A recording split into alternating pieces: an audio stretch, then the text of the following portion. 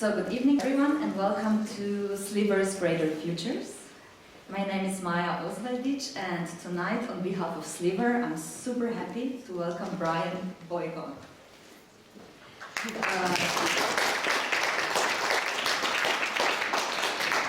Brian has been to the Angewandte on different occasions, but today he's going to take us into his world and through a multiverse of realities, space and time. So we are continuing our conversation on futures in a wild, imaginative and speculative direction, since Brian's expertise is in the hybrid field of science fiction, locomotive design and quantum physics. And just like I said before, when you talk to Brian, you see what a package of a person you actually get. So my apologies for my plain introduction, but still I'm going to do my best. So Douglas Cooper for Wired magazine wrote, Brian is a serious intellectual iconoclast who wears many odd hats. But Brian Boigon is also a design theorist, artist, art director, writer, researcher and associate professor teaching stream at Daniels Faculty of Architecture, Landscape and Design at the University of Toronto. He is also directing the Inner Outer Space Lab at the University of Toronto. So he's trained as an architect and has been involved with spatial production since 1994 when he launched the first twin-based virtual avatar town called Spillville. He published several books, including the Interopera Reader, We Have Impact, and Speed Reading Tokyo. His work is in numerous collections and at the Canadian Centre for Architecture Archives. There, in particular, his work on the Culture Lab, which he ran at the back of a rock club in Toronto from 1991 to 1994. Already at that time, he was invested into the notion of interoperability. And you can get some of the glimpses into the Culture Lab at the lecture he gave for the CCI in 2016, which I personally would highly recommend. In the same lecture he said, to understand the present, you can go back or you go forward into the future. And that is what he's currently working on.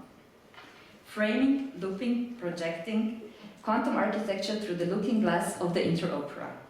This is the title of tonight's lecture.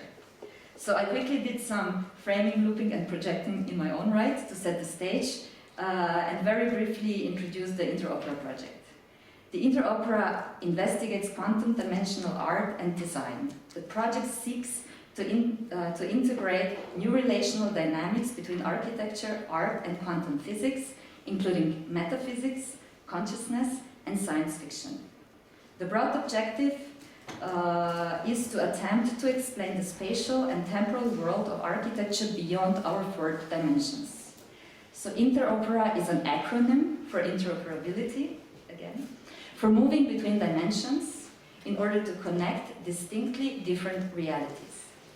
And this is somehow where Through the Looking Glass and What Alice Found There by Carol Lewis comes in.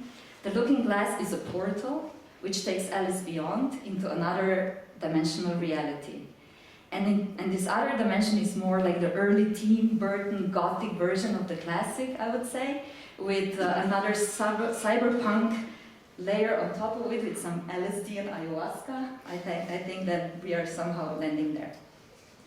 There behind the Looking Glass reside fictional creatures like the Bandersnatch, a creature which eventually broke loose, made its career through various video game episodes of Final Fantasy, through music, comics, film and television, to finally arrive on Netflix in 2018 as an interactive episode of Black Mirror.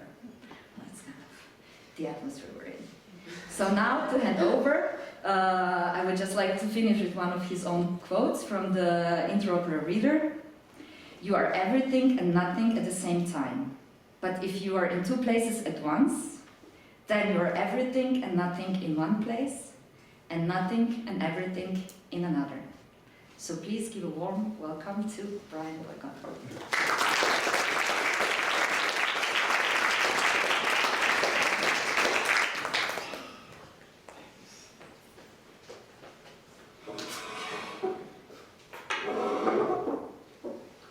Hi, good evening.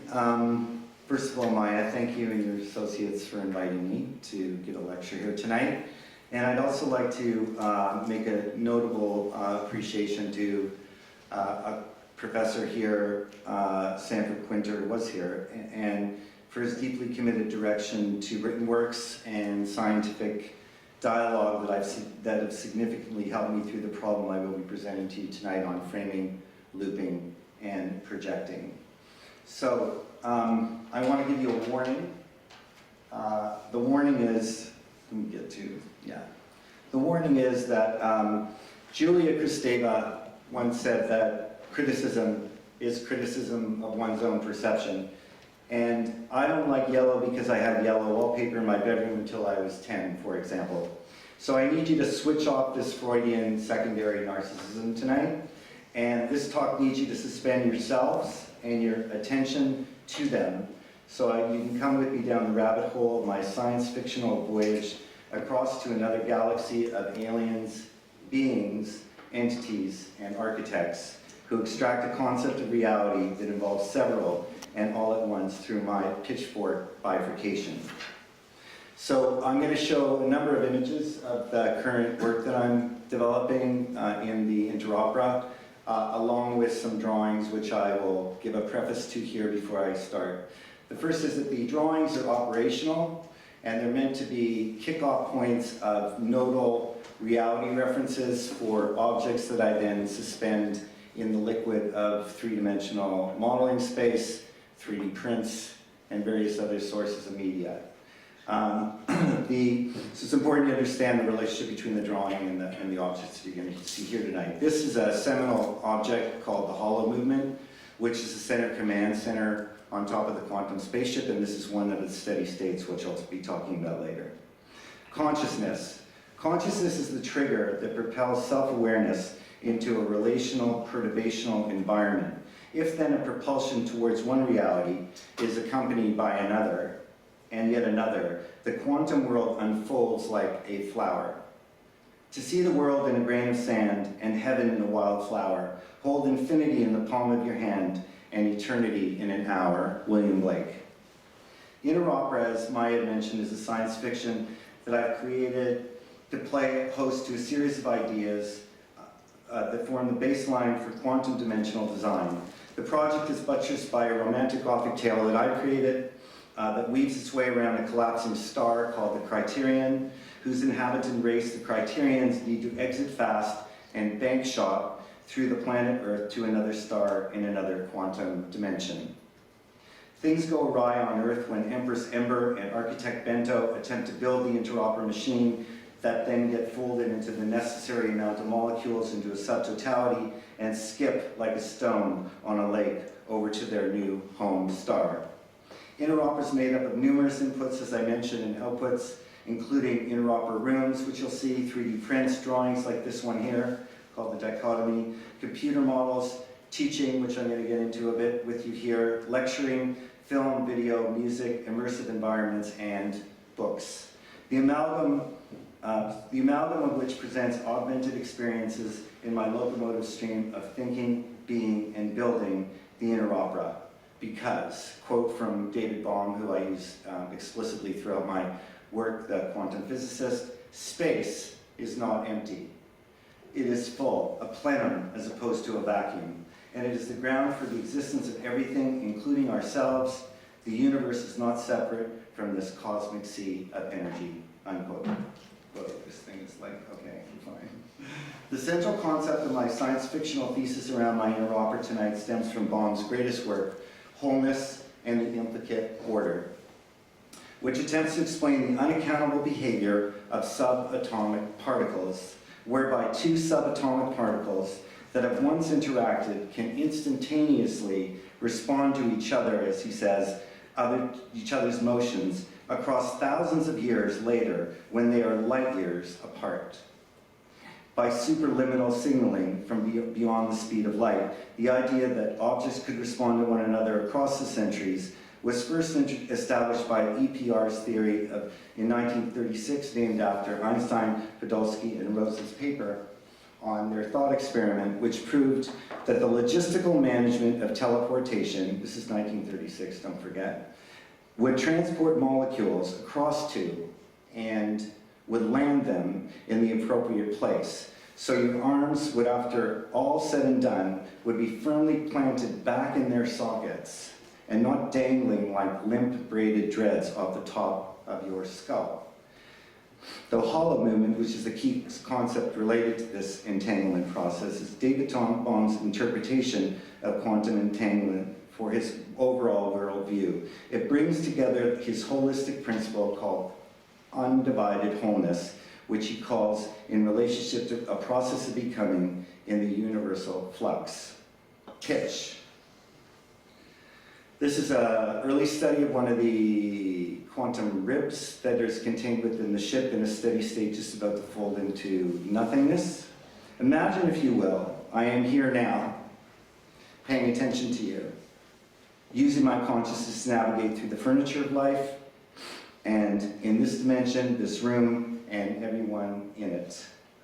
I'm also somewhere else, like a rip in this membrane, or as the theoretical physicist Lisa Randall calls a brain. I am elsewhere, I am bifurcated, able to pitchfork off to another setting that is far away from here, and able to navigate there too, without disrupting the entanglements that come along with being here and there as elsewhere. I am here now. This split then, this bifurcation, which is a precursor to quantum, this bifurcation is the basis of what Bohm calls a non-local pulse in some far and near subtotality. A way to understand this more specifically is from an essay by Jacques Lacan, beautiful little essay that he wrote in 1968 called What is a Picture? And in that essay, his thesis is that a picture is made up of, is a representation that's made up of, comprised of two components. The first is the picture plane that represents a picture of a thing, what he calls beyond itself. So a picture of a tree, and you go beyond the tree to the thing itself, and you bring that back to the picture and go, tree. The second is the real thing that is represented in the picture. Here's the problem. No one, he claims, that once you've moved from the picture of the thing to the thing itself, no one really wants to come back to the picture. That somehow an episodic memory of that thing, that you love that tree, has more gravitational pull than a representation of it. This is bifurcation with a bias towards one reality or another. That's what I call it, bifurcation versus a binary split between the representation and the thing beyond it. And this dualism is at work, however, in the Interopera. I use what is called, by Ralph Abraham, and someone I'll speak about in more detail later, pitchfork bifurcation, where during the split between two, a third presents itself off in another universe that is spinning in a different pitch than the dynamic dual. This is another dimensional reality that gets pulled from a centrifugal force emanating from the center of a different, what Bohm would call local pulse, as I mentioned. And it is here that things become much more fluid, less divided, more whole, more wholeness as we become and are becoming here.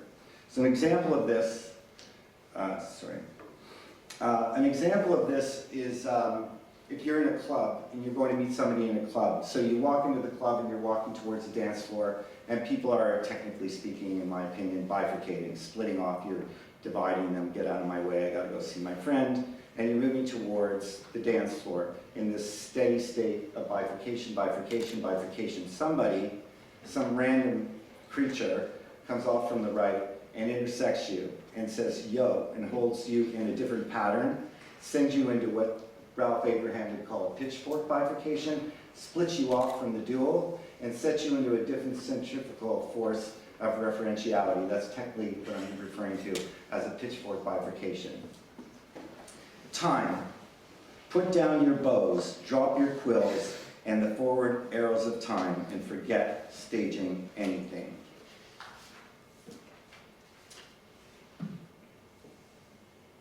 This is an early study of the Criterion Mothership. Love. Now, there's been many things written about the universe of love, and there are all kinds of delving into the emotive structure of this word, including theory of attachment figures giving off symbiotically limbic signals that encourage quantum entanglement. One thing is for certain about love. Love is everywhere and love is nowhere. It is an attachment figure, a particle to you, and a free-floating energy wave from you to you. And you can be in love, attached with someone else here, and be connected to another elsewhere, someone who passed in your life, of even uncertain dimensions and proportions, ones which you create. Hence, it is clear that you can love many realities and attach to them at the same time, while these love figures never need touch one another, but rather share the same river down, up which we take ourselves to another. Framing, looping, and projecting. So I'm going to tonight refer to 4 texts, the first of which I already mentioned, David Bohm's Wholeness in Complete Order, which deals with quantum dimensional design, my term.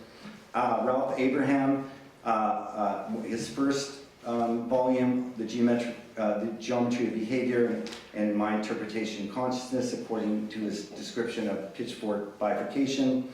Julia Kristeva, The Enchanted Clock, a beautiful novel that she wrote, and the Angewandte Collapse of the Forward Arrow of Time, and Gertrude Stein, which is just basically riddling this talk tonight, Spears at the composting heap of her 1926 Yale lecture, now then an article called, if you will, Composition as Explanation. I'll take this quartet and funnel them through the processing routine, which I teach in thesis at the University of Toronto School of Architecture, that I run through my lab, the Inner Outer Space Lab, and where I do my own research, and it attaches itself towards locomotion, framing, looping, and projecting. This is a segment of one of the spheres within the interoperatic environment, and I mean technically it's a 3D print with encaustic wax that's bolted inside a box, but it's technically, in a theoretical sense, it's a piece of quantum figment, which is in both a local pulse and a relational condition to the other objects, which you'll see tonight. The supposition is the following related to locomotion, which is the second thing we need to understand besides David Bohm in this context. Imagine that design tools for architecture can be augmented by quantum mechanics and dynamical systems. For whatever the steady state you fix on along the surface of your laptop, through the wilds of Rhino, Grasshopper, processing, the behavior of geometry, in my opinion, needs an upgrade. To wit, this problem of architecture should be a locomotive problem first. And how did we get here, and where are we going a close second? You need to realize that when one scales the sheer rock fascia of the multiverse and gets above the trees in the Amazon, things stall. Science wilts on the vine of modal landscaping, and the world as we know it suddenly hits a wall. Through Stephen Hawking here, for example, the universe made up of 3 last things, matter, energy, and space, is about as far as he goes to explain God. Hawking's trio, Einstein's special relativity, Randall's warped space, Kristeva's enchanted clock, form a baseline fact that when you hit nirvana, things become unpredictable. Prayers are sung, people dance, things are set on fire, and confessions start up. At the brink of modernity, where confession behind the curtain gives rise to public introversion, and all hell breaks loose. Skip back to Dante, and this is where framing, looping, and projecting starts as the unpredictable begins. One cannot discuss anything tangible without tackling the problem of movement, or what I called in my paper on toys and architecture for the NE conference in 1995, the motion pathway. A term I borrowed from 50s cartoon animation that refers to the geometry of behavior inherently embedded at the epigenesis of specific cartoon characters. In this case, Chuck Jones's 9, if you will, 10 commandments, behavioral pulses that are contained within the characters and given bounding boxes around it. The roadrunner cannot harm the coyote except by going beep beep. The roadrunner must stay on the road. All actions must be combined with the natural environment. All material, tools, weapons, etc. are from the Acme Corporation, and the coyote is always more humiliated and harmed by failures than he is by successes, for example. So these are the important aspects of movement that I wanted you to understand as I move forward. This is a slide of a beginning of an assignment in the thesis program that relates to the interopera that deals with the first condition of locomotive operational engagement, framing, and deals with the problem of the inertial frame, which I'll get into in a minute. The principal investigation here tonight is to argue just how quantum mechanics, augmented by dynamical systems theory of bifurcation, and the cancellation of our subscription to the forward arrow of time, as it is observed and therefore composed in planetary gears of clocking reality, as they can be, and as such have been used to design new types of architecture and projections here, as in here and now, having unfolded these into the present as architects. Quantum dimensional design therein, here lies the problem. Know that the sensorium of life must be understood as moving, transmitting, receiving other subjects to the sense transfers from sight, smell, and touch. In a seemingly but not so random architecture of Maya's future, this transfer is part of a larger construct and involves theoretical observational capacitors for riding alongside, so to speak, the conversion from wave to particle, as if then something can be moved or shifts on your own accord from something to nothing and nothing to something, then there and here. Quote from James L. Gibson's book on the ecological approach to visual perception. Let us next observe that the animal locomotion is not usually aimless, but is guided or controlled by light, if an animal can see, by sound, if an animal can hear, by odor, if an animal can smell. Because of illumination, the animal can see things. Because of sound, it can hear things. Because of diffusion, it can smell things. The medium thus contains information about things that reflect light, vibrate, or are volatile. By detecting this information, the animal guides and controls locomotion. If we understand the notion of the medium, I suggest we come to an entirely new way of thinking about perception and behavior. The medium in which animals can move about and in which objects can be moved about is at the same time the medium for light, sound, and odor coming from sources in the environment. An enclosed medium can be filled with light, with sound, find even odor. Any movement in the medium is a possible point of observation for any observer who can look, listen, or sniff. And these points of observation are continuously connected by one another's paths of locomotion. Unquote. The interopera and the word related to what Maja had just mentioned. I created the word interopera out of a title of my lecture I gave as my archive induction lecture at the Center for Canadian Architecture in Montreal some 4 years ago, where my dead things lie. The original title was Fucking with Interoperability, and discussed and addressed the critical period in our techno-history from analog to digital, where seamlessness and its attendant locomotion was the interoperable circus of the future. Hard toys and soft toys, now this. Consciousness is interoperable, needs to be interoperable, and at least in two directions, toward transitional objects, as in the case of Winnicott, that connect with empathetic subjects on an earthly plane, and the term transitional object, which was coined by him to design materials that could not be spoken by a child. For example, a child holds up a teddy to mother or father and says, quote unquote, "Teddy hates you," unquote, as if. God. These are the love spheres and the narrative sequencing of the Interopera Reader, which sets up an explosion of attachment figures that I mentioned the word love before, that sets up a series of attachment figures that have limbic fields and fluids within the interoperatic device. So these are encaustic baked carbon steel arrows. Consciousness, as I mentioned, is interoperable, and there are then and always have been masks and lore that pulled us towards transcendental objects that connect with the divine universe of wholeness and totality. This then rests in the arena of cosmic unity that is often discovered by deep sourcing from the Tibetan Book of the Dead to Realms of the Human Unconscious by Stanislav Grof. I will leave out here the problem of consciousness and its inception, precisely because we do not need to understand where consciousness comes from to know that it's a term that is entirely based on its relativity to the world as we've come to know it and through it. And as we all know, consciousness is our occupation in life, particularly here, that is to be said to decipher the ugly and pedestrian design of our everyday and make things more profound, make things magical, and even potentially intricate. So it is without a doubt that I would say that all of you here, that architecture is about raising the level of consciousness toward a multiversal, dimensional enfoldedness in which we can exist and learn to transfer materials between the synonymity of dimensions, as they're called on the street, realities.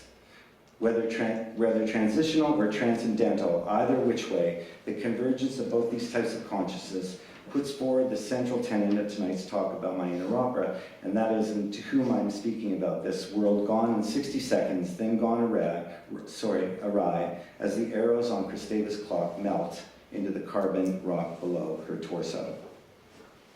Okay, so I'm going to do a little brief reading of the Interopera Reader, and I have some music to play. I got to switch out in order to do that for a minute to the sound. The sound was produced by a DJ named Xavier Flux. He's also known as DJ X, and I've been working for the last few months on a number of soundtracks with him, and this is the first of which for an immersive environment related to the inner opera. So just bear with me, you see a little bit of tabletop dancing, so I get the sound going, and then, yeah, we're gonna, sorry.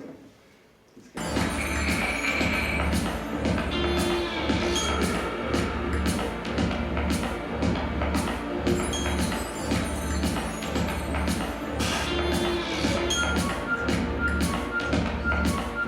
Thus spoke the thermosensorium in the choir hall of liquid voices, as they dripped milky moisture down the fluting of Gothic columns, choking on her ancient dynasty of love and hunger. Above the table, 3 large candelabra made of human bones fastened with titanium pins. Shakespeare was being spoken, voices of God were heard. Stirring, rogue entities altered the time sequencing of event horizons and rerouted all entities' motion pathways into infinity. The evil takes hold, trouble brews there and then. Her left eye looked into the mesmerizing future, her right eye into the cold past. Ember and Bento became the duet of love's multiverse, destroying anything in their path towards quantum entanglement and teleportation. This was magic. It was Keller. Wicked. All that was left from the Marlborough Museum without walls were the mystic paintings of Jackson Pollock and some orphan shards of computational code strategies transmitted to a randomizer.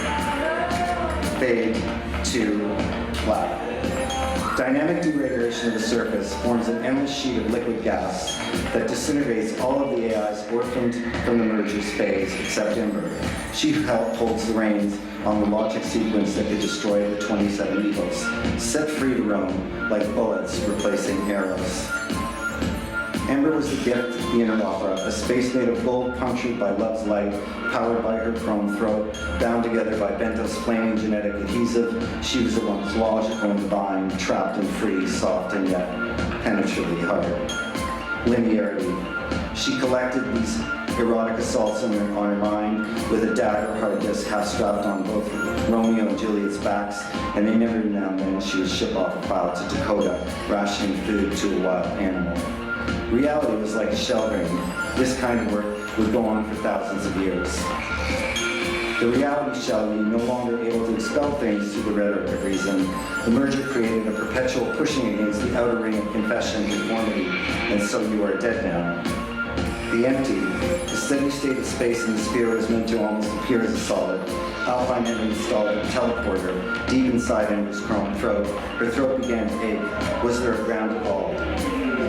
They met in a whirlwind. They met in a whirlwind of silent noise. After they'd never met, but had met again and again, a thin silk thread tied their souls across the centuries. The drop.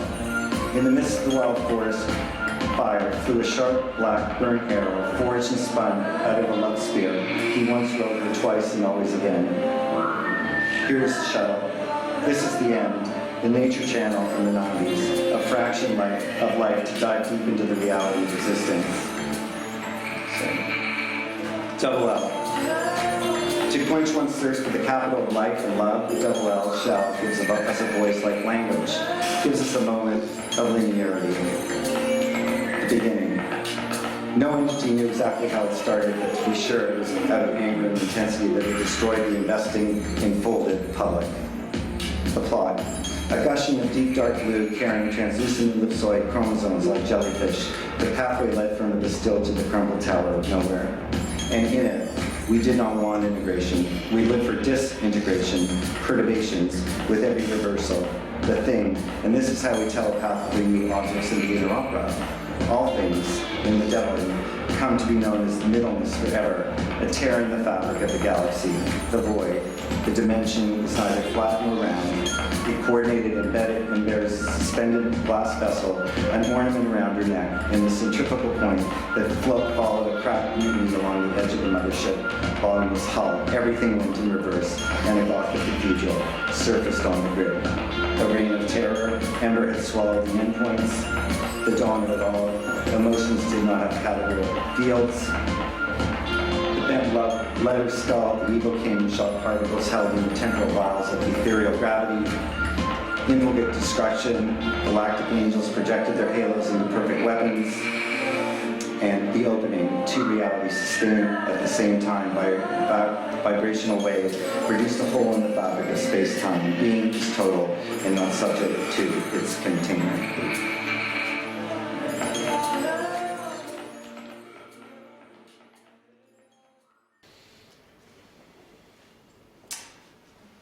This is a shot of an installation of the first Interopera room I did in 2017. So you can see the interoperatic sphere on the ground, the love spheres on to your left, 4 boxes that are banging in the middle of the facade wall that hold interoperatic spheres, segments, and that warlord, which you'll see in a minute, a power crystal, and some of the drawings. So this is a show that takes place half here and half elsewhere, and that's part of the problem in projecting something into a gallery space like this, but nonetheless, framing, bomb. Movement isn't, oh, maybe I can lower this then. Not screaming your face. Okay. Thanks, okay. Better? Yeah, okay. Movement is in general discontinuous, that's this case, discontinuous, in the sense that action is constituted of individual quanta, implying also that an electron, for example, can go from one state to another without passing through any states in between. Bomb. Boigon looping. Entities such as electrons can show different properties, particle-like, wave-like, or something in between, depending on the environment, context within which these exist and are subject to observation. Bomb. Projecting. 2 entities, such as electrons, which initially combine to form a molecule and then separate, show a peculiar non-local relationship, which can best be described as a non-causal connection of elements as far apart as demonstrated in the EPR experiment I mentioned earlier, meaning thousands of years apart.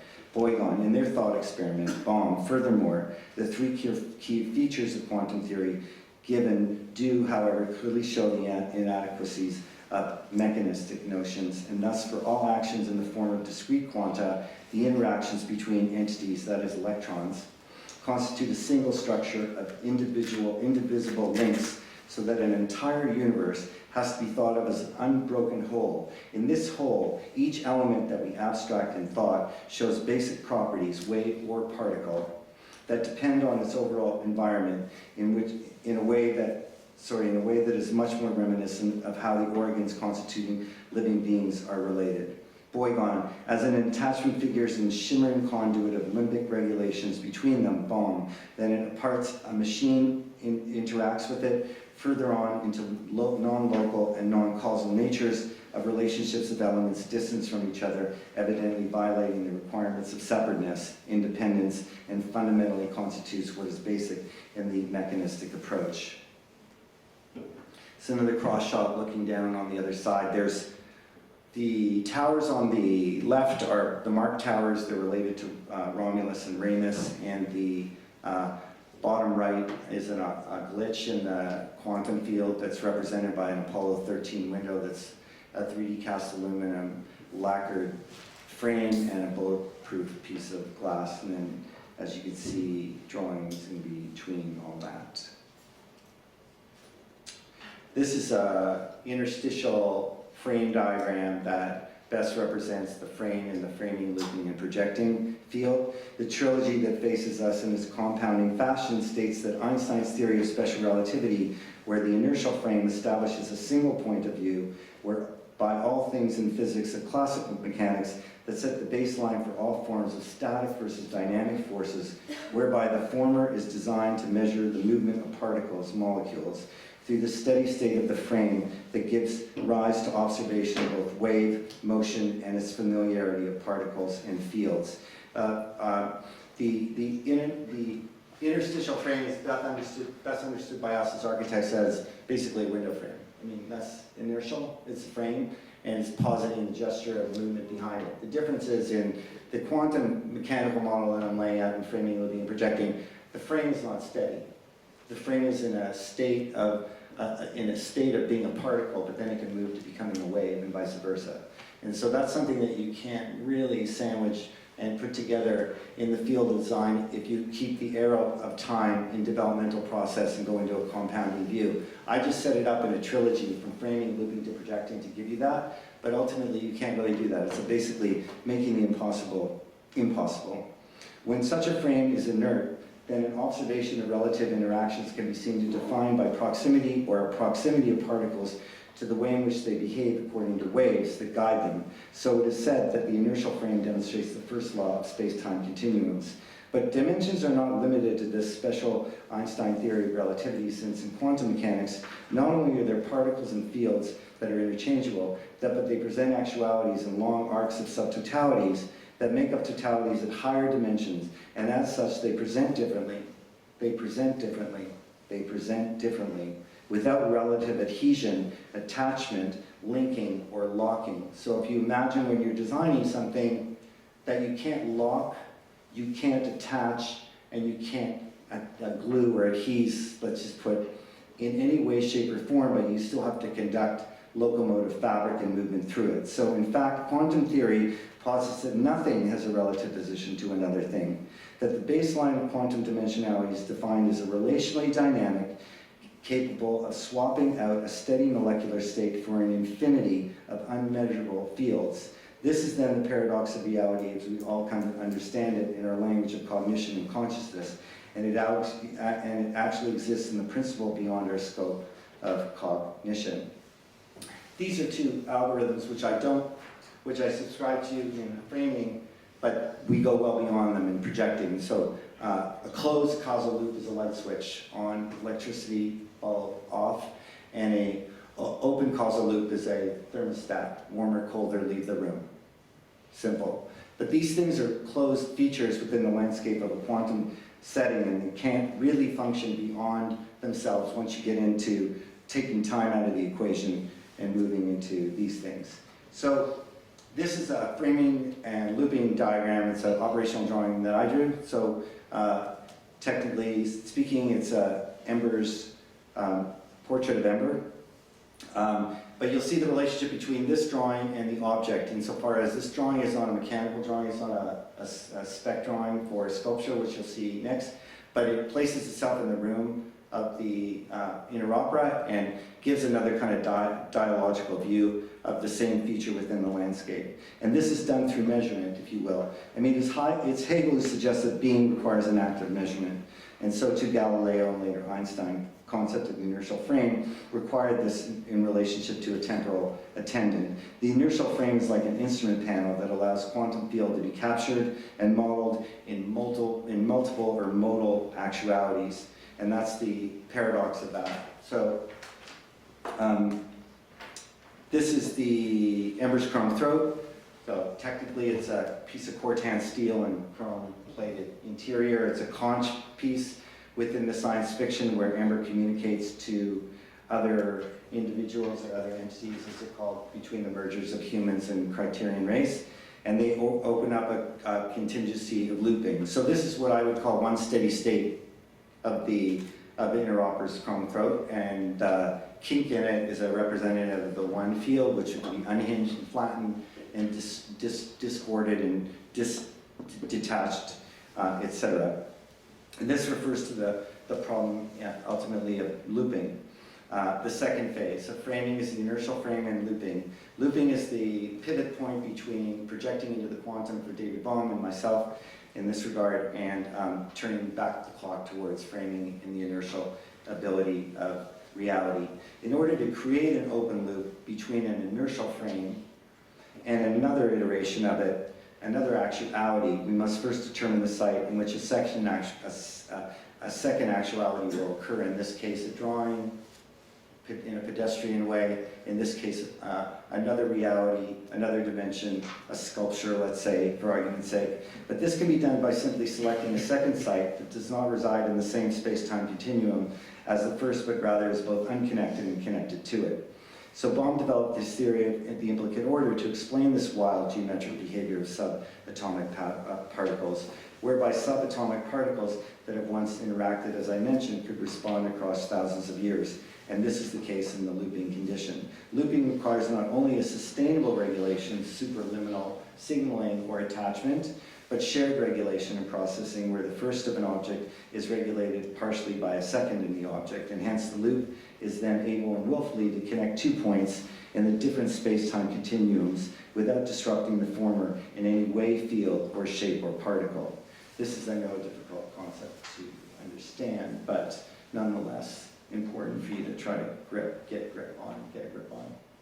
The loop then can be seen as a dynamic regulation or deregulation, and as such, it can be seen to be in converse or obverse with different routines of architecture across higher end dimensions, such as light will do entering a field of dense waves that alter its speed and conductivity around space.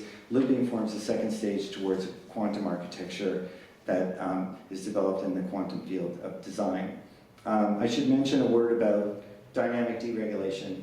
Dynamic deregulation is a term from physics and standard physics, and it refers to a very specific chaotic field that occurs within a system that generates 2 media that are counterpunctual to one another, but effectively functional. So for example, in the film franchise Sherlock Holmes and the Shadow of Grace, there's a scene where you have a horse and buggy that are careening towards the camera in a mud-drenched road in a town not far off. And then there's Holmes and Watson driving their horseless carriage, an automobile, towards it. Upon passing each other, the world on the street goes into total chaos, and as a matter of fact goes into catastrophe. And actually, people run, dogs bark, people fall, scream, and 2 vehicles pass each other. This is key to the open loop because open loops require that once you move from one reality to another, once you shift over, and you make that loop into that other reality, there's a deregulation factor that comes into effect, disorientation, dysfunctionalism, and you have to kind of reaffirm your setting, but if you do that by running away, in catastrophe you run away. You run, like René Tom would say you run. But you don't run in this case. In this case, you stay put. You stay put within the deregulation and have to re-regulate yourself or re-regulate your design agent within the field. So that's how you get these hybrid annihilation creatures in the film.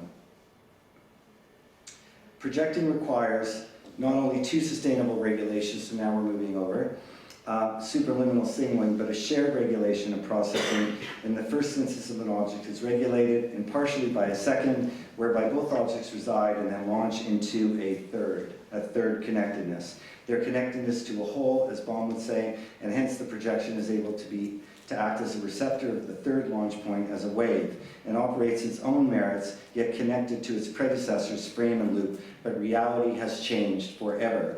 This is probably best understood in a very simple Bell theorem diagram that David Bohm went on to expound. So we have camera A on the left, camera B in your kind of foreground, a fish tank, and 2 monitors, monitor A and monitor B. Bohm comments, this is important for projecting. The images on the screen are 2-dimensional projections or facets of 3-dimensional reality. Yet since these projections exist only as abstractions, the 3-dimensional reality is neither of these. What is actually found in the experiments and tests of Bell's theorem is that the behavior of the 2 electrons, for example in this case, is correlated in a way that is rather similar to that of the 2 television images of the fish as described here. Each electron acts as if it were a projection of a higher dimensional reality. What he is proposing and what I'm proposing then is that the quantum property of a non-local, non-causal relationship of distant elements may be understood through an extension of the notion described in the tank, the 2 cameras, and the 2 monitors. That the tank itself, in effect, does not really exist except when it can be presented. At the Interopera, reality, projection, hollow movement, and duplicate order all describe a processing of quantum dimensioning that requires the use of projecting. This metaphor, whereby the realities or actualizations they're precipitated by hollow movements, which are then actualities and are seen to be more independent of each other and respond to innovative ways that combine both their object fields, particle makeup, and all different and all the same. As I mentioned, space is not empty, it is full, a plenum, as opposed to a vacuum, as David Bohm has said.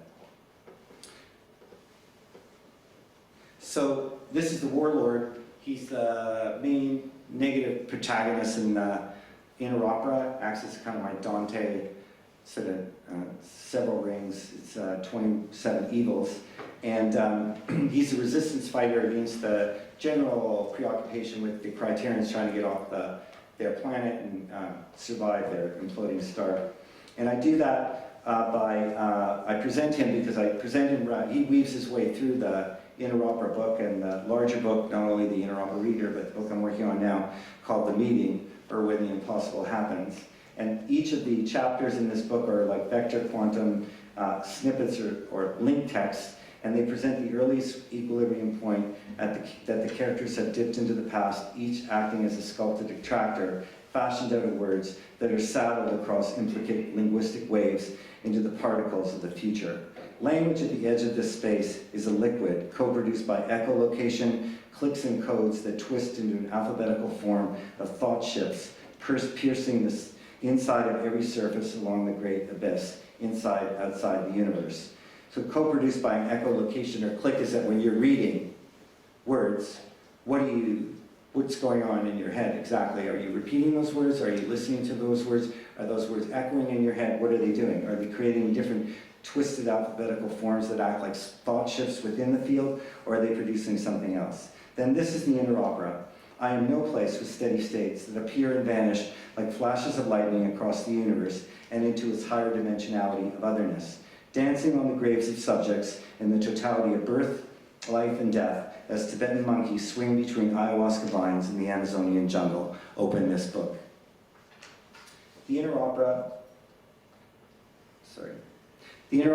collapses the boundaries of the fictive and the real, of image and impression, robotics, AI, aliens, captivated and captive earthlings, and the written word. And these are all facets of the same labyrinthine letters of the Interopera. In one sense, the Interopera is a literary exploration of philosophy, quantum theory, and architecture, and in another sense, in its broader sense, it's an aesthetic creature of tentacular proportions stretching out towards all realms of the burning question: how can we possibly articulate that which is impossible? And what is the possibility of the impossible? However, the Interopera bears another meaning. The Interopera, a bionic alien machine that once completed spans hundreds of thousands of square kilometers on her surface, an extraterrestrial orchestra pit created upon Earth yet invisible to humankind. The building of this machine serves as a focal point across which many of the book's fragmented narrative cliffs revolve. Constructed within what appears to be a linear temporal sequence, its genesis and functions sing the total dismemberment of space-time linearity, of which this is it's called the IO fold. It's a typical drawing diagram of the Criterion galaxy, which is up in the top left, little spherical oval-like shape that connects down to the planet Earth towards the left in the conical feature of the apex of that cone, and lands there and then produces a bank shot point through the planet Earth to go into quantum jump to another galaxy and land on the space star, hence they came. There are clans against this process that believe that they should colonize inferior inhabitants, like the warlord, but only one clan remained unconvinced. And at the final council, the clans Alpine, Ember's mother, spoke for the clan Star Rider. Engineers and architects in her clan had built a ship large enough to house the clan while still capable of intergalactic travel. A typical kind of Noah Ark story without the Noah. This is an early drawing that I did that gives you some of the phase sequencing of the objects and a kind of sectional drawing. I should mention one thing about the drawing that I wanted to make clear also. I move between computational modeling and drawing, and computational coding and scripting and drawing, because drawing changes your brain in a very different way than computation does, obviously. But in my case, the idea is that it changes a conduit between my hand and what I'm producing doesn't go through the same neurological affects of modal landscaping that you get into when you're snapping to the grids and you're doing all the various aspect ratio work or coding in Grasshopper, that you get into this kind of conundrum of sequencing that pushes your brain forward in a kind of syntactical, logistical management way and pushes your intuition to the background until you can kind of solidify another formal exercise within it. So I tend to keep outside of that every once in a while to do drawings like this, and this represents a sphere, the power crystal. There's a thing called the entanglement bin, which is where people go to get entangled and experience things.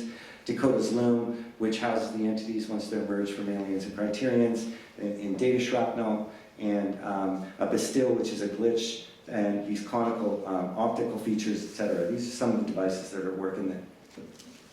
This is, again, this is a combination of a drawing, just to give an example of analog and digital, where I take computational models and then fuse them with my hand drawing. This is called the quanta tree, and deals with the problem of centrifugal forces within the hollow movement of the objects. And these are important to understand how the interopera collapses the boundaries of the fictive and the real, but also collapses the boundary between computation and the analog. And these things are important to understand. The power and the clarity of her voice drowned out the shrieks and groans of the warlord and his followers. She spoke of the possibility of what the warlord called the impossible. She spoke of how she, in her terms of architects, could manufacture a theoretically impossible machine of a device that could act as a bang point through another kind of universe altogether. All they needed was first to initially create a propulsive motion, get to this point, and then theoretically this machine could do what could not be done. It could fold the walls of linear space-time onto itself, propelling the ship into a new kind of existence beyond the limits of a three-dimensional four-timed universe. Behind Ember stood a team of thinkers, the likes of which the Criterions had never known in their history, etc. And thus the Criterions split into three factions, and they embarked on an intergalactic exercise to build the Interopera. Again, another drawing. So sometimes the computational modeling can't really fictively operate the sequencing system within my thinking related to non-local pulsing, and so I move over to the drawing, and I'll move just a shred of the computational drawing to the map back black graphite form. And then this is laid in with encaustic and sticks and stones and break your bones and Venetian wax and gold leaf. This refers to the rip specifically. So this diagram is being built in 3D modeling, 3D printing right now, which I'll get into a bit later. But however, I wanted to discuss the song of the Interopera. Inhales oxygen, nitrogen, argon, carbon dioxide, neon, helium, hydrogen, exhales Gaia's birth of 4.5 billion years ago. Gravity hurls dust and gas to form a rock, inhales the history of eukaryotic sense experience, the naked avatarial limbs, Adam and Eve, exhales the ashes of God, the disparate totalities of human history with an inarticulate hymn, the structure and style of which give birth to the interoperatic machine. This is a space field drawing of the operational sequencing between the baseline identity featured landscape and the retinal circus, as was called by Timothy Leary, up through a death loop and a birth loop into the universe of connectedness and oneness. So when you get up to the top of the features in speculative science, mathematics, philosophy, music, etc., you move into a field of speculation about where am I, and where am I starts to overlap with worlds of consciousness that have to do with this field. And that's just sort of the way it goes. All right, so I'm going to give you the brief portrait of the spaceship, the quantum ship that I'm working on now, and try to give you some background on how this disjointed nonlinear field can be displayed in computational graphics, which are then set in kind of day-glow criterion linear sequences of space. This is the bottoms-up side of the spaceship. The quantum ship doesn't have a steady state. I'm unfortunately going to show steady states in these slides, and I will in 3D prints and other forces that are embedded in walls, but that's the paradox of trying to talk about space that exists elsewhere while you're here. So this is the underside of the spaceship craft, and it gives you a sense of the formatting of the center spine, which is the bottom baseline of the hollow movement. It's the bottom deck of the hollow movement, that slide that's been circulating around through Maja. This is the front of the ship. This is where to the far reaches of neither here nor there lands, and how some of it, if not all, slips into the abyss. For every right eye looking forward, there's a left eye looking backward, and this is, in effect, being. So the Interopera machine harnesses the very fabric of quantum space for its purpose. So in this case, the ship, every time I conceive of a kind of operational device within the sculpture of the ship, if you will, that's holding the criterion race and their Noah's Ark-like metaphor, I do so in a way to kind of phase out the previous shot or the previous sequence. So contrary to the way you might model your space and when you're designing, where you model and then you kind of like rotate it, or you put it, you spin it on a turntable, or you conduct other kind of rotations, and then you do a quick render or whatever, you're always referring off of the same kind of nodal feature in the landscape of the model, and I don't. So I move completely over to a different model in order to produce these shapes, and then I'll move back into them.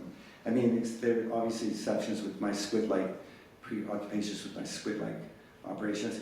This is a close-up of the operating deck of the Hall of Movement. So the first slide that you saw with the two little things that I get into a little bit later, this is what they look like inside. So they're kind of animalistic,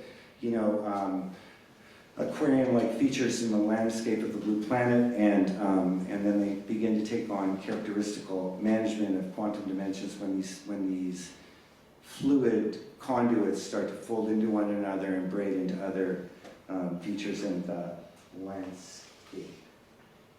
Yeah. This another diagram of the driving forces behind wave propulsion and spirit intelligence. So that wave propulsion and spirit intelligence work like this. You go into a church, that's you're propelled to go into a church, and you propel yourself into the church, and a prayer is, in effect, you could say, a spirit wave that's contained within the propulsion of your body in that space. And this thing goes through a whole kind of series of vortical operations to give me a sense of what are the propulsive forces in consciousness. Not how you move forward, but how you move forward through different levels of consciousness, and that gets me to these things. So this is one of the ribs within the ship of the hull, of which there are 400, and the current steady state of the ship is 1 kilometer long, and I call it the not unbroken kilometer. And these sinuous pieces are meant to exist dislocated outside the field of the Interopera ship itself, and also become a kind of parasite on its own, but also connect, to a larger field of these objects and these objects. So these are 5 ribs in a row. So each steady state of a rib within the hull has a different formational impact based on a narrative clip within When the Impossible Happens. And inside the narrative clip of When the Impossible Happens are a number of conditions that are used to force the aliens to different experiences that connect with their environment, and they use the entanglement bin to do that. So the way it works here is that when you lose a sense of business as an entity that has emerged human and alien, you have to go into an entanglement bin, re-entangle yourself with something else through an experience, and then come back. Not dissimilar to what you imagine if you read an article and come back to your desktop. But this, in case, you're imagining a totally different environment, completely experientially, and then you're reviving back into it through what I call a revolver. And these are places in my novel that have to do with the Forest of Forgotten Dreams, the Laurentian Chute, and Dakota's Loom, etc. All these glitch environments are contained within my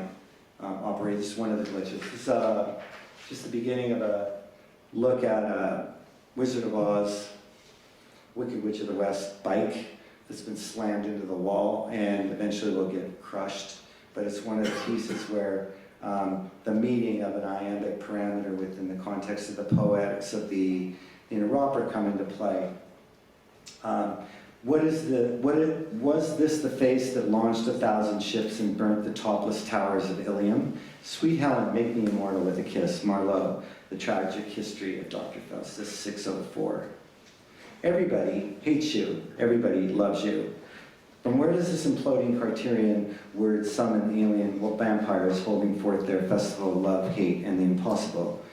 It's here at the candelabra of the iambic pentameter that dimensions are fluid and without boundaries. What do we understand of this? 5 metric units, dum-de-dum-de-dum-de-dum-de-dum, 5 candlesticks unified, the lights of illumination, unveiling the hidden word of endless potential or endlessness. Shall I compare thee to a summer's day? 3 candles in the dark of Dionysus, the god of madness. Euphrates pulls the strings to sing, I see the tomb of my mother struck by thunder. This November has, or could be, or might be, or house these aliens in exile. Dead and resurrected is the uncertain fate of Queen Alpine and her clan, where the golem loves you forever, their eyes filled with the hope or despair of good and evil, love and hate, alien life acting as puppeteers, operating their earthly marionettes and locomotive design, skulls skewered through the interoperatic spear-like cartoons, swinging like a pendulum above the surgeon's table on the Criterion's command bridge.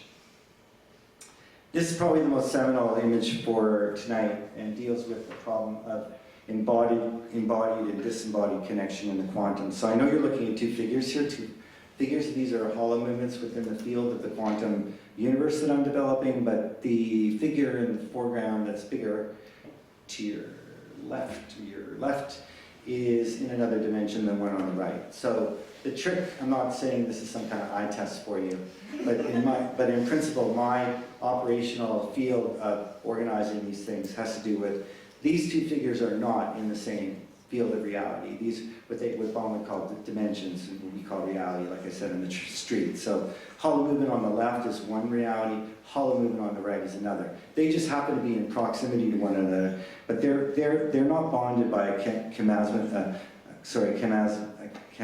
of iambic or united differences. They're connected only by their sublocal pulses in a subtotality that I created in the Interopera. So life, as you know, is shot then and now, and life is like a broken bone sticking out of the flesh. Life is like a love letter. It dipped in ancient oil and shoved, passed down into a human skull, and aliens waited there. A total actuality, all for one, and however continuous, all for another. The couple stuck together with their intermingled blood fueled by transfusions from a hive of sparkling honeybees. This is a frontal example of a steady state of the ship. So the ribs are there, as you can see them combing up to the top of the control base, one of the hollow movements contained within the ship. No one is no one is safe, shields failed, the speed of light took a detour, time's arrows ceased to point forward. It's a 3D print test, which I'm just kind of engaged in right now. This is a nylon print of one of the ribs, so you can see they kind of like a animalistic character, because every single object in the Interopera is living, if you will, but they live in their own dimension, and they have to be given that source. So then they're modeled up that I've been doing. So, and these continue to operate through the ship, and they operating at the ship, and they're also operating in the Interopera, which preceded the ship, but is in the context of framing, looping, and projecting, happening now while the ship is already existing, even though the ship is not existing in principle by the philosophy of the fiction that I'm putting forward. I know that sounds a little confusing, but that's the way it goes. So it is slowly rotated across a mesh grid and begins to point and gesture toward, within an instant, telepathically pushes its heart of gold into an inheriting meltdown into a fine grid of orange luminous liquid, and then we all evaporated. It's another point view through the skeletal feature of the unknown object, or the quantum dimension of a steady state of the sphere that's contained within the birth of these figures, and an impacted geometry along it. The choir of the universe started to sing and whispered clicks across the rings of another Saturn in the galaxy of the gods. Upon an upside throne was King Saturn. His seat built of bent bicycles glitched in existence as each metal spoke and wheel, cloned from the very same one upon which the glitch faded into the Wicked Witch. Then Laura Croft's cream-colored and caustic wax-covered guns went off on their own. The other Saturn is residing in the galaxy of the gods. They sing of the ringed celestial solar system, one and the same in the hymns, and the mythic gods of Titans, millennial gone called Saturnus, by the child of Rome, and in Greece, Kronos, the god of time, and thunder and storm ruled the universe. With the audacity generated out of a following phyton, bleakers of boreal blood, came crashing down on top of Ember and Bento, shuttling and shuddering portals with red drip darkness that happened way too often. Yeah. Blood severed every index finger with their print shaved off. Above the table were 3 large candelabras made of human bones and co-joined. The laptop suddenly turned on without operating systems. Green scripted light of ASCII text paraded down the matrix, streaming in vertical pairs, each one of them a long difference than the other. Tati was playing with oxygen in the corner. The doors at the end of the hall cracked open with a cry of rusted metal against wood. They slowly swung open as they did. And this is a rip count of the current steady state of the canopies that lay mysteriously across the hull rips. Wild witches' coven sang in the dead of night. Wanderers wavered souls, fallen from dreams. Angry beasts disfigured by the hatred of all things inanimate. In the interior of the ship, so there's a series of kind of modal features. This is the first of the rooms. That gives you the hollow movement piece on the top, and you can see the shamanic hieroglyphs, which remain indecipherable, but the dreams are pushed through this vault. And subsectional volumes of the interoperatic ship, and the criterions whip through space and oscillating, sucking up clusters of orphan dream molecules where they are left astray. Another interior. Ember walked through one of these and met bandwidth. Ethers were then turned into activated Dakota's looms and producing more shrapnel. Again, the hollow movement, and I'm not sure what happened after that, she told the concierge at the hotel. But something did happen that changed all things forever. This was not an ordinary dream she had. It was an inference engine one. Dreams generated inside the interopera, not about time at all, yet still triggering signals from the past, present, and future. Quantum open witness, 1 became 2. Close-up of the hollow moving control deck in the quest to be broken and unbroken, and china plates swinging through. Such were the paternal remains of the killing off, and such as it were always. More volume, where he unfolded into a matrix that crosses across the Alps near Ember's Bastille. Her castle of crystal had pointed to its soul numbers, dragged across the field of empty amulets, dodging lasers.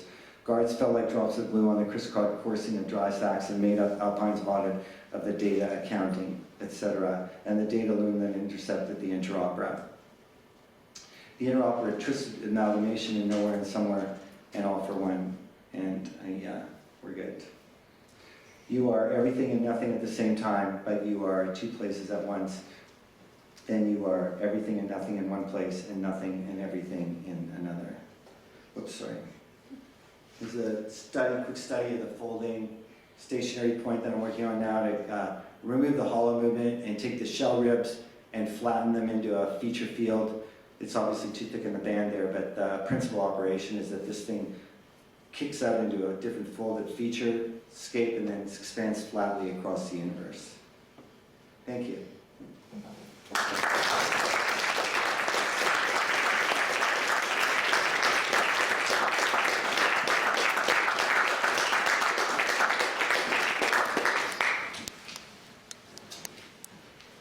Now that everybody's brain is somewhere or nowhere, questions? Questions, comments?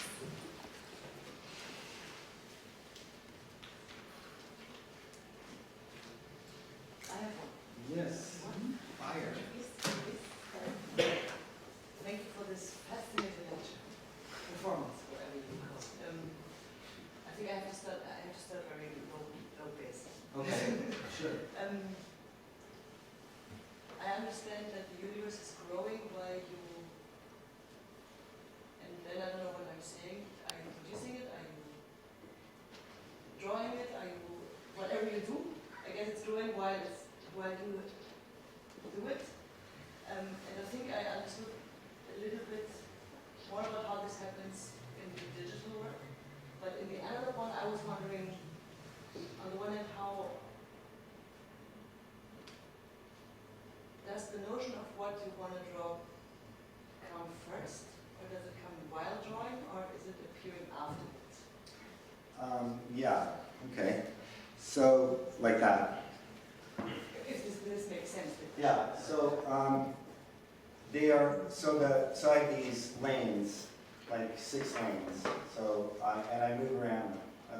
I skip to each lane. So writing is 1 lane, and so my writing is different than sort of a traditional academic, it's more like a poet field. So words to me are like sculpting. So every word I'm kind of sculpting, and sometimes I'll use Middle English, sometimes I'll use Modern English, and I work with a classicist who helps me write some of the formulas out and other things, or modernists, and so that's a sculpting environment. It's kind of like a sculpture is there. So that's 1 lane, and then there's drawing. So these are operational drawings, but these drawings they're always done on a very relatively small 14 by 17 piece of paper, small enough that I can just grab it in the studio and do a drawing that comes from an idea that's in the writing. So it's a lane. So they could skip over to the drawing, and then that could skip over to a mesh model, and that could then skip over to sound, or that could skip over to film, or that could skip over to an immersive thing. So the idea is that each of these lanes represents a non-steady state or a sublocal pulse, as David Long would say, in my production. So what you're used to, not you, but what you're used to in the studio is you're basically in 1 steady state, maybe 2, maybe 3D printing a bit, maybe sketching a bit, but basically glued to the monitor, and that's your 1 steady state. So I move off that deliberately. I say that's just 1 steady state, and I have these other 4 or 5 or 6. And that's how I get the universe going. Because it mimics the nature of the universe, in the sense of nature of the quantum universe, which is there's no arrow of time that's holding everything together and saying, I'm hungry, I gotta go for lunch. And there's no physics in the gravity of the environment, like Rhino sucks for that anyway, like let's build a big cube made out of masonry and send it over to Revit maybe, but basically you can't feel the weight on your hands like you do when you're spinning a pawn on a wheel. But at any rate, those are the kind of conditions that get removed when you work in the quantum. So you have to be committed to that. So I have to say, okay, so I'm not here, hard to admit to that, right? Because you can be put away for that somewhere else. And but you're going to say, I'm not here, and this is why I'm not here. I'm not here because I want to do these things that are different if I'm not here. And then I try to do that. So I use the lanes, the kind of production lanes, as ways to do those things. Move over to that one, move over to that one, and keep skipping out of a steady state to keep the kind of choreography of production going, and speculation. Yeah. And is that also the way how you teach? That's how I teach, yeah.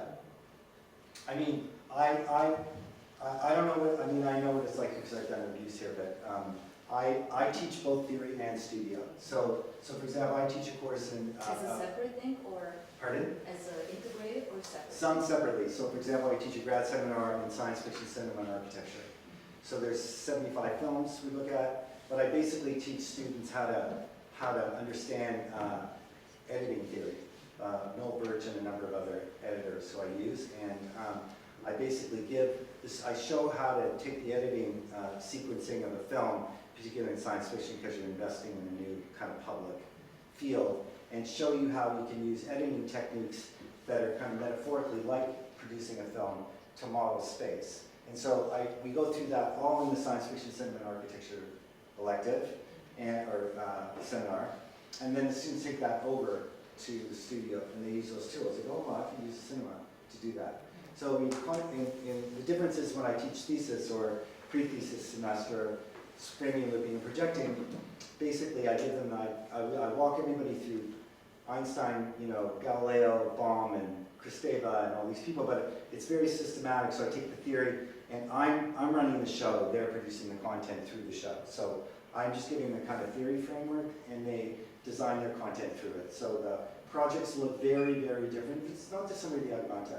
You have studios here that certain professors give studios and their associates, and the projects look very different, but because the kind of theoretical operational, say, node of, say, modularity, for example, might be one thing, but then contained within that, there might be different typologies. So that's the same in my case. The difference is that in my case, the built environment is not important at all. It is a consequence of a factor within the discipline, but in my discipline, it's not. My discipline is about trying to figure out, well, okay, what are the temporalities once you remove the gravity of the door and the window? And what are those temporalities that can model new spaces and think through problems of occupation that you don't have, maybe you have in outer space? Yeah. Could you speak to the role of color in the Interopera? Because in the drawings it's quite prominent, but in the 3D models it's not. Yeah, so I reduced the color feature in the models just because of where I'm at. Like I'm just starting those models. So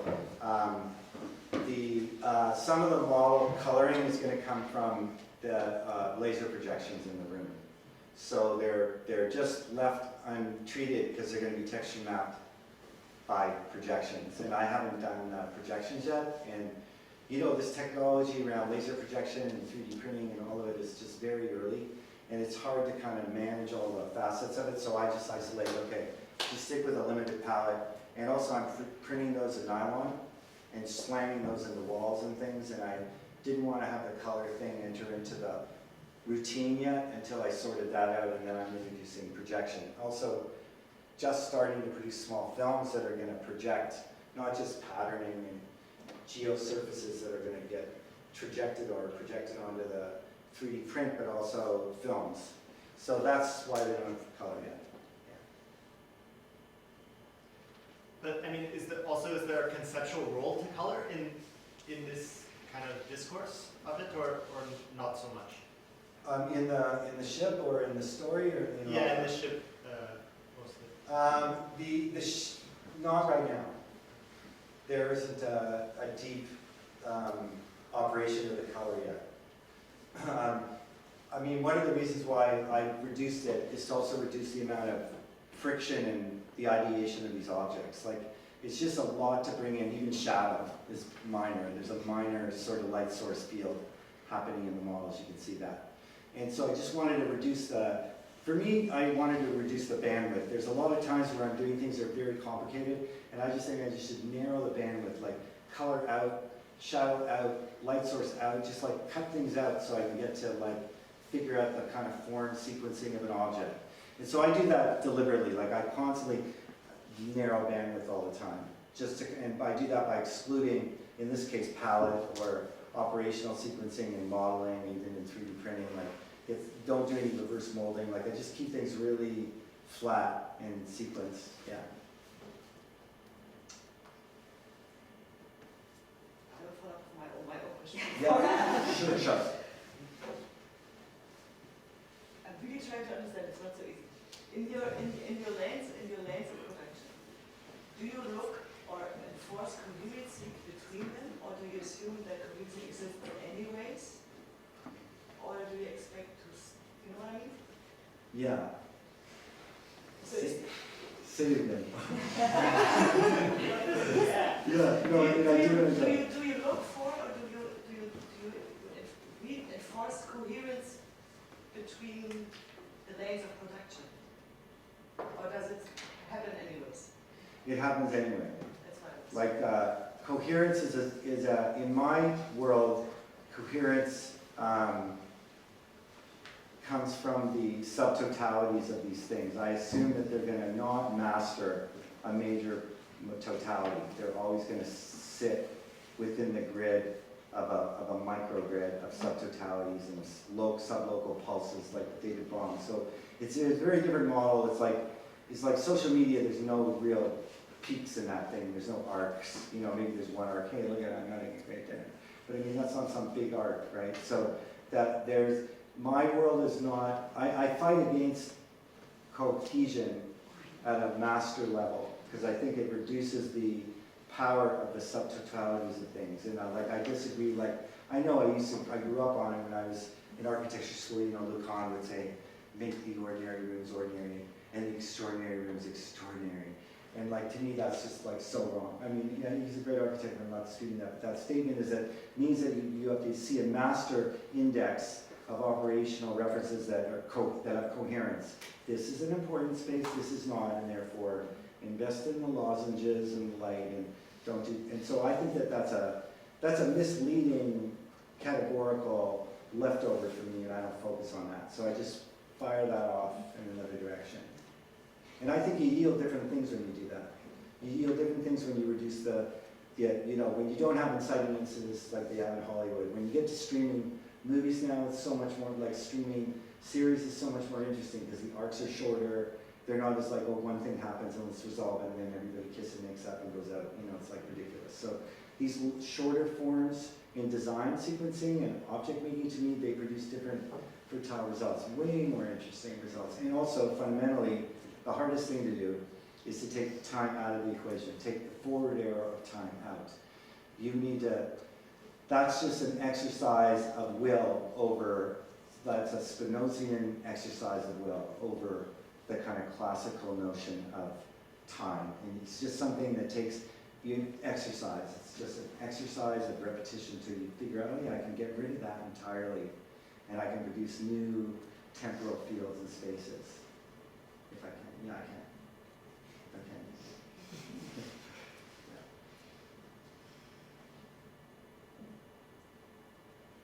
I wonder, have you ever thought of a tool, because you know you use different kind of tools, the writing, the sketching, the drawings, the model making, to actually represent your idea of this universe. But have you ever thought about the ultimate tool? I mean, what kind of specifications would you have towards that tool?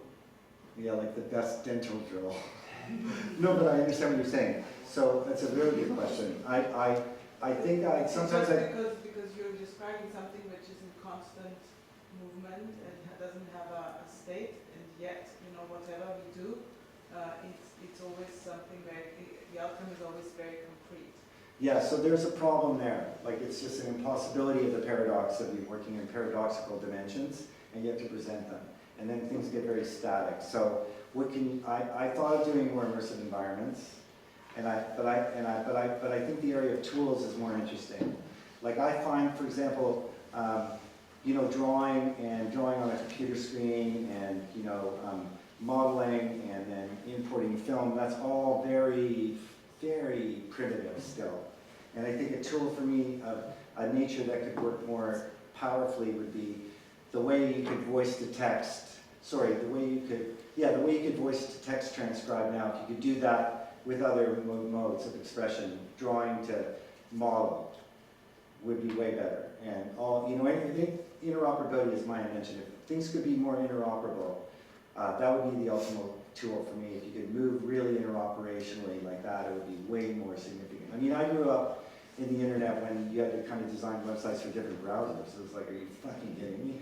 So that was ridiculous. And so now you have this, the smartphone is a beautiful, I mean, however, you know, threatening and menacing it is to our mentality and our social ability to function. It's super interoperable, and you know, the browsing field is just so much more advanced than what we have upstairs on your, you know, laptops and, you know, Rhino and Grasshopper there, and you're drawing something on the side and figuring it out. I worked for Ubisoft for a bit. They hired me as their professor of architecture, yes. And I worked for level designers. They're the ones that we would all work for, designing the environments. But the way they design is, it was super interesting. It was enlightening to me because they're scenario builds, and they're building thousands of them through space, notwithstanding the fact that a lot of them are horrible. But the horrible meaning offensive and not productive, but they generate their spaces by these scenario builds. But the scenario builds have all these sort of features in the landscape that we're not used to. Like, you just assume you're going to walk through that door and you're not going to hit your head on it. Whereas in their environment, they have these velocities. They say collision detection, and there's all these new kind of like verbs that come into the spaces, and it changes the way in which you think through all these spaces. And it was interesting. And so my first thing that I brought them was an example of basically a ceramics wheel and clay slapped on there, and how you could form a vase and make that, how that was a beautiful instrument, because you could feel the physics of the clay, and it was rotating, and you could get a volume going, and you could maybe do something after that. We didn't have that in architecture, nor in kind of any design motif that I could figure out. So I think that would be, my ultimate would be interoperable stick. Yeah.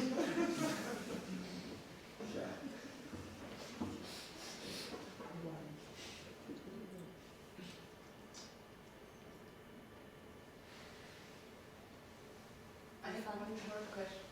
Sure. It needs a little bit It's of okay, help. it's okay. No, it just took me a while to verbalize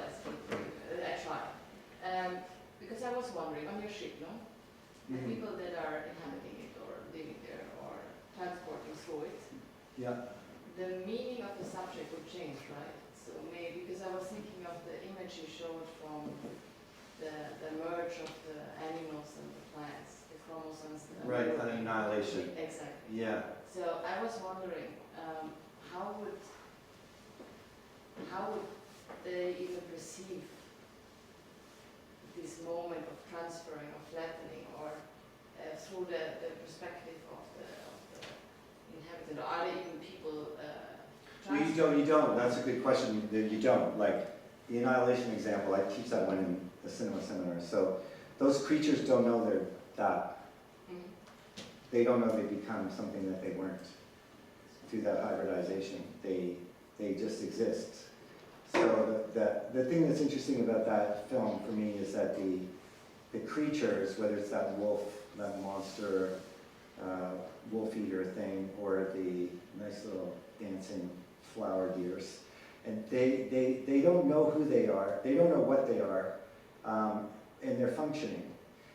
The parts of them, they're functioning together, allow them a new narrative in the space, in the shimmer, in their case, in the shimmer space that they're in. So I thought that if you imagine a ship like that as a shimmer, and in my case the ship is like a shimmer, and inside there's a whole host of narratives operating, some of them more diabolical than others, and not all signed up to the same show.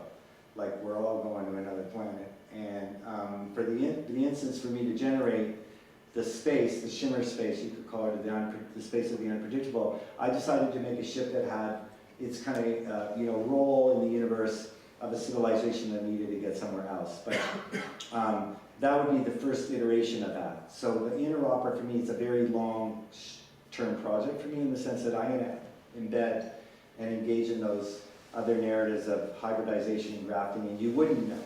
But you don't know if you would know until you do it. Like, then you take on new principles. Like, somebody becomes a flower or antler deer, but then they become something relationally dynamic in the space with some other feature that doesn't belong to them, and that develops a new ecology.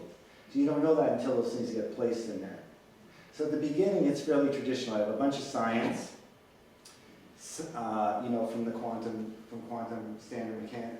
mechanics, and a bunch of behavior from Abraham, and there's all that. And then there's, well, how am I going to frame all this stuff inside? So I use a Gothic romantic tale. I just do that because I'm just drawn to that world, like Mary Shelley, world of Frankenstein and the whole kind of arena of the golem and the world of surviving all that, and a bit of a cliche. So there's a lot hanging on the Gothic tale to just give me some movement, because I'm not a scientist. I'm not interested in advancing the science, and my friends who are physicists, they help me figure out things like dynamic deregulation. They've helped me figure those things out. But most of them I come at from an intuitive position. Like when I saw that shadow of gray thing happen, when I saw the horseless carriage, the automobile going this way, and the horse and buggy going that way, and I saw what happened when they passed around, that disarray and created that catastrophe. Then when I saw my physicist friend, the nanophysicist, I said, what is that? And he would say, well, that's dynamic deregulation. That's when you have two forces that are proto-functionally in the same space. They're all like an arrow and a bullet in the same space, unfortunately. But those things that share the same occupiable proto-functional atmosphere, but have different properties, they create these deregulations. And those are spaces that are launch points also that occur when you have. So now there's the deer with the stuff and the flowers, and then you're going to take that deer and put that deer inside a spaceship, and then that spaceship deer is going to meet a surgeon who's fixing somebody for the mothership leader Alpine. And so then those things get all folded together. So it's super early. Lord of the Flies, it's way too early to see where all those things are going to net out. But yeah. So we'll get you back in Yeah. a couple of years to see. Yeah, sure. Yeah. Or early, sorry, next week. Yeah. I think one. Sure. Just one. It's a very short one, and I'm sure it's not answerable. But since I think I can follow you why you are not interested in the built environment. Uh-huh. And you explained it by giving examples, and you said there are, of course, good architects, but I was wondering, how would you say, should we, or can we perceive architecture differently than we are trained to do, to produce it differently? And is the one part of the question, and the other one is, can you name architectures that would support this kind of approach to space? Well, there's lots of architecture that would, not this quantum approach per se. There's So like lots, yours. Oh, mine. The quantum space, yes? yeah, well, you know, so to answer the first question, I still believe that the tool set intellectually and historically is limited to keep architecture within the meta intellectual environment of architecture, history, and theory of it. So I always think there's more interesting possibilities when you move outside of architecture, get a theory like quantum or chaos and move it back into and translate it. So one thing that architecture is great at, and I don't mean to foundationally expose this, but one of the things it's great at, it's great at translating those theories. It's great at giving those theories properties, physical properties. And so whether, you know, it's a room and that room becomes something. So I'm against more the kind of insular nature of that, of the rhetoric of design when it doesn't involve other possibilities. And I don't mean somebody saying I designed this to be like the symphony by Mozart. I mean, like, you gotta go really out there and dig that material out and figure out how to insert it back in, like I did even in Culture Lab, when Maja was mentioning. So that's one, and the architects in fragments, you know, like there's lots of artists, and there's lots of artist crossover architects, and going even all the way back to, you know, Mary Miss and, you know, Gordon Matta Clark, and, you know, there's a kind of tradition of breaking up and fracturing the environment and looking at it. So I have a lot of contemporary interest in that world spatially, but and I think architecture's has a great advancement by the computational arts that it's engaged in, and the material sequencing of surfaces has been revolutionary. Like, I think you're getting way more interesting envelope kind of, like, you know, workings going on. So on the one hand, you have the kind of the possible parametric explosion of the environment through the technicities, and then you have social programming, like what Liz and Rick came up with this idea of the, you know, the High Line, and then, you know, met with the mayor, and, you know, that was entirely an architecture of social progress, and people are getting into all those kinds of things, or, you know, nuances of social ethics that relate to the environment that I think are far more powerful than they ever were. I mean, one of my students is doing, you know, emergency architecture, recovery architecture, it's called, for, you know, like an earthquake or, you know, catastrophes, and for real, trying to figure it out and make that work. And, you know, you combine those ethic-based driven models of architecture with, say, this, which is way more kind of science fiction and imagining another environment. You put those two together, you might have some interesting decadent, however it might be. You might have some interesting kind of evolutions in the model. Yeah.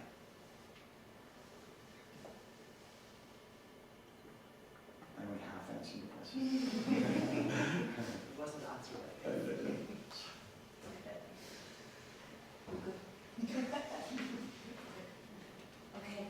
Okay. Good. Thank you very Thank much. you.